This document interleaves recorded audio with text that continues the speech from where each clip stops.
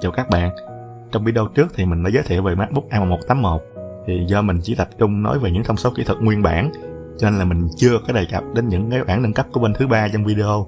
Mình có bổ sung trong bài viết kèm theo. Nếu muốn xem về chiếc MacBook đó thì các bạn có thể xem lại video và cũng như đọc cái bài viết ha. Nếu có thể thì mình sẽ làm một cái video riêng chỉ nói về những bản nâng cấp của bên thứ ba cho laptop mà mình biết. Quay lại video hôm nay thì mình sẽ tiếp tục với một cái laptop khá là đặc biệt, và nó cũng là cái cột mốc của cái hãng mà làm ra nó đặc biệt như thế nào. Thì bây giờ mình sẽ vào intro trước nhé.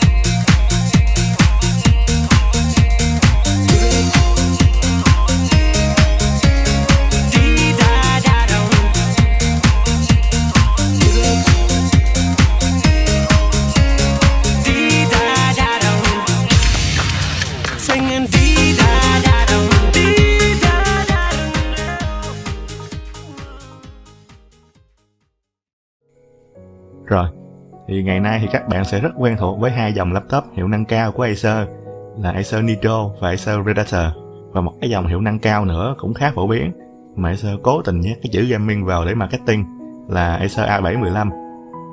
Quay lại vào những năm 2010 thì lúc đó Acer chưa có một cái dòng chuyên về gaming, mà những cái máy hiệu năng cao lúc đó của Acer thường là hướng đến multimedia, mà cái dòng multimedia cao cấp nhất của Acer là Acer Ethos. Acer Ethos thì mình không biết nó có ở Việt Nam hay không. Mình cũng đã tìm nó khá lâu rồi nhưng mà chưa gặp. Nếu mà có dịp gặp cái máy đó hoặc là một cái máy nào đó ở cùng cái thời điểm đó thì mình sẽ kể chi tiết hơn về cái giai đoạn này cho các bạn ha. Đến năm 2011 hoặc là 2013 thì Acer có cho ra mắt cái dòng V. Trong đó nhánh hiệu năng cao có đại diện đầu tiên là Acer series V3, nổi bật là V3571G. Trong năm 2011 thì vẫn còn Acer Ethos, cho nên là V3571G nó nằm dưới cái dòng Ethos. Và cái nhánh hiệu năng cao của dòng Timeline X là Timeline X có đuôi G sang năm 2012 thì không còn Ethos và Timeline X đuôi G nữa. Dòng V lúc đó bắt đầu trở thành cái dòng cao nhất tạm thời của Acer. Tiếp tục tới năm 2014 thì Acer tách nhánh hiệu năng cao của dòng V thành V Nitro. Thì đây cũng là cái lần đầu tiên mà cái tên Nitro xuất hiện trên laptop của Acer. Thế hệ đầu tiên của V Nitro có hai loại là V Nitro thường VN7571G là dùng i5 hoặc i7 dòng U tiết kiệm điện thế hệ 5, card R là GTX 850M, và Acer V Nitro Black Edition VN7591G là máy mình đang cầm ở đây, sử dụng là i5H hoặc i7HQ thế hệ 4, card R GTX 860M. V Nitro Black Edition thì có một số phiên bản sử dụng từ CPU i5 4210H cho đến i7 4720HQ. Máy mình ở đây là i7 4720HQ luôn. Card màn hình là Nvidia GTX 860M. Lúc sau thì Acer có ra thêm một option là 960M nữa, nhưng mà ban đầu thì chỉ là 860M thôi. Còn cái thế hệ mà Nvidia này thì thế hệ 800 series, cũng là lần đầu tiên mà cái dòng 5 trên laptop nó là GTX. Trước đó thì chỉ là GT 750M, GT 650M rồi thôi. Còn về phía CPU thì 4720HQ cũng là CPU hiệu năng cao đầu tiên, mà nó là CPU hàng chết vào main luôn, tức là CPU mà không thay được, không gỡ ra được. Ở hệ 4 thì vẫn còn cái dòng MQ và MX là vẫn còn gỡ ra dễ dàng được, còn sang thế hệ 5 là đều hàng chết hết. Thay CPU thì thay vẫn được, nhưng mà phải hàng rồi xả hàng ra, mình không có tự làm ở nhà được như CPU rồi. RAM thì từ 8 đến 16GB DDR3 2 slot. Máy này nguyên bản là 8GB nhưng mà mình đã lên 16 rồi. Mà tại vì nó sử dụng cái RAM DDR3 mà 2 slot, cho nên hầu như là chỉ lên được 16GB thôi, tức là 2 cây 8GB á. Còn cái cây RAM DDR3 mà 1 cây 16GB để mà lên 32GB á thì nó hiếm, rất mắc luôn. Mình thì cũng chưa có tìm thấy ai gắn cái kit RAM 2GB cho máy này, cho nên là mình không khẳng định được, chỉ chắc chắn là nó hoạt động tốt với 16GB DDR3. Tiếp tục thì về màn hình, máy này có option từ Full HD cho đến 4K 15.6 inch. Màn hình của máy này thì nó do nhiều hãng khác nhau OEM, có loại ngon có loại dở, nhưng mà riêng cái con của mình thì nó dùng màn Full HD IPS của hãng LG, tên mã là LGD046F, độ phủ màu là 85% sRGB và 62% Adobe RGB. Delta E là 2.73, cho nên cái màu của nó rất là đẹp, đặc biệt là với một cái máy mà cách đây 7 năm như vậy. Màn hình là một cái điểm mình rất thích ở máy này. Máy này nó còn có cái bảng màn hình 17 inch nữa nha, VN7 791G, thì nó mắc hơn một chút. Còn về ổ cứng thì nó có rất nhiều tùy chọn, từ HDD 500GB, HDD Lite SSHD 500GB, rồi HDD 1TB, HDD 1TB đi kèm SSD 120GB, rồi HDD 2TB đi kèm SSD 250GB. Thì máy này lúc mình mua là người ta đã lên Samsung 850 EVO 250GB rồi, nhưng mà mình lên 860 EVO 250GB và 1TB HDD. Ở Việt Nam thì máy này nó có bán, cho nên là nó không có thật sự là gọi là hiếm. Cái bản bán ở Việt Nam là i7 4710HQ, GTX 860M, 8GB RAM, HDD 1TB. Giá bán lúc mới ở châu Âu là nó hơn 1.000 euro, nhưng mà giá mình tìm ra lúc bán ra ở Việt Nam là khoảng 24 triệu.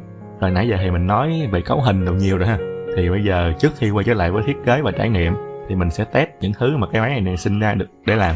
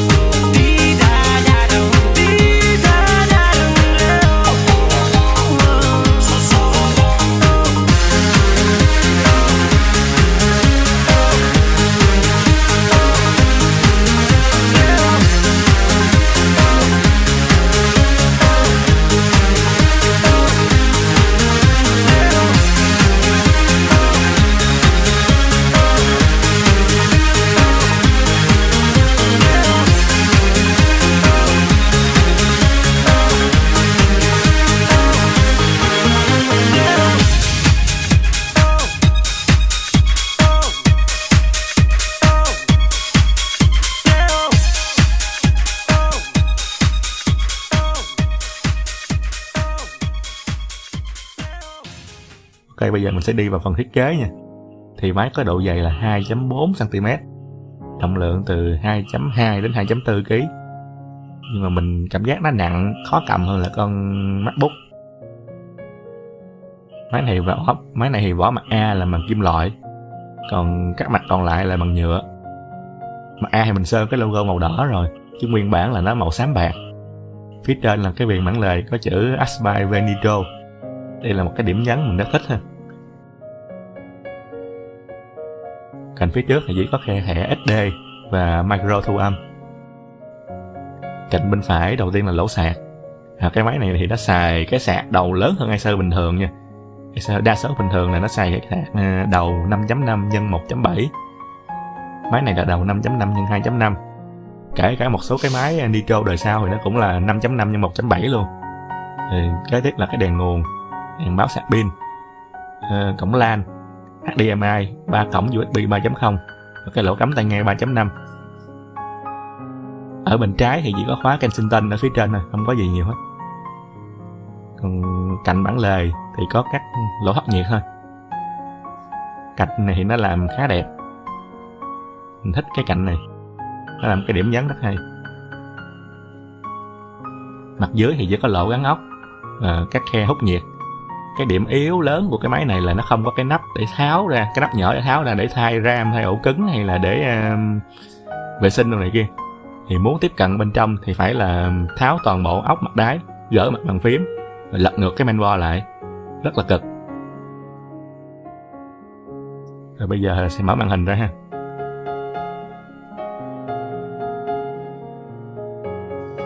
Cái điểm đặc biệt của cái máy này là cái bàn phím nó có cái led đỏ. Nhưng mà cái layout phím này là cái layout mũi tên nhỏ này, nó cùng layout như cái máy Acer cũ trước đó. Cái máy Acer sau này thì nhiều máy nó có led phím, nhưng mà cái layout của nó là layout mũi tên lớn, nó khác cái layout này. Thì cái máy này cái bề mặt của nó làm như có phủ một cái lớp rất là khá là mịn. Thì sờ thì nó đã, nhìn đẹp, nhưng mà sờ da thì nó không có được như ban đầu, nó không có bền lắm. Ở đây là cái điểm làm nên giá trị của máy ha. Black Edition. Ở đây là nút nguồn. Rồi, phía trên là màn hình 15.6 inch và webcam. Webcam này là webcam HD 720p. Thì bệnh chung của hầu hết laptop Acer này là cái phần vỏ nó yếu, xài lâu ngày không kỹ thì nó bị gãy bể này kia. Ngay cả cái máy này là cái dòng cao cấp luôn nó vẫn bị như vậy. Thì vỏ máy này nó có bể nhiều, có gãy chân ốc bản lề đồ này kia luôn, nhưng mà có dán lại rồi.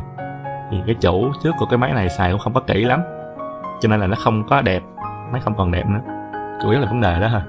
Còn nói chung thì xài lành, không có lỗi giặt gì hết. Cái máy này thì mọi thứ vẫn còn bình thường hết nha. Chỉ có cái pin của nó là pin nó không còn cầm được lâu nữa, pin 53Wh, nhưng mà bây giờ thì nó chỉ còn cầm chừng vài phút thôi, pin nó chai rồi. Còn lại thì bình thường hết. 4720HW này thì vẫn còn chạy êm lắm nha, chưa gọi là yếu đâu. Mình xài mấy cái nặng thì vẫn chạy bình thường. Còn âm thanh mấy này thì loa ngoài nó hay, tại vì nó tới 4 loa rồi. Còn cái cổng 3.5 thì ra bình thường, không đặc sắc lắm. Touchpad thì cũng bình thường. Chỉ có cái là mình không có thích cái touchpad mà cái phím chuột liền vậy. Mình thích cái loại touchpad mà 2 nút chuột rời ha. Nhưng mà giờ mấy máy đời mới giờ thì đa số là nó làm cái phím chuột liền hết rồi. Bàn phím thì cũng bình thường, bàn phím nó y như mấy cái máy Acer đời cũ thôi. Chỉ có thêm cái led phím, chứ nó bàn phím tương tự với mấy máy Acer đời cũ, không có gì đặc biệt hết. Máy này thì card wifi là Qualcomm Anteros 2 băng tầng luôn nha. Tại vì máy này thì nó dùng chung cái khung vỏ với lại VN7 571G CPU dòng tiết kiệm điện, mà Acer cũng cố tình là muốn làm cho máy này nó mỏng nhẹ, cho nên nóng thì là khá nóng nha. Mặc dù là 2 quạt, Acer cũng khá là quảng cáo rầm rộ về cái quạt của máy này, nhưng mà nó khá là nóng, vẫn nóng. Thì qua cái clip test game vừa rồi á, thì chắc các bạn cũng hình dung là cái máy này nóng cỡ nào rồi. Rồi thì hầu như là vậy. Nếu mà có gặp cái máy nào mà hay là gì đó đặc biệt thì mình cũng sẽ làm cái clip này ha. Rồi chào các bạn.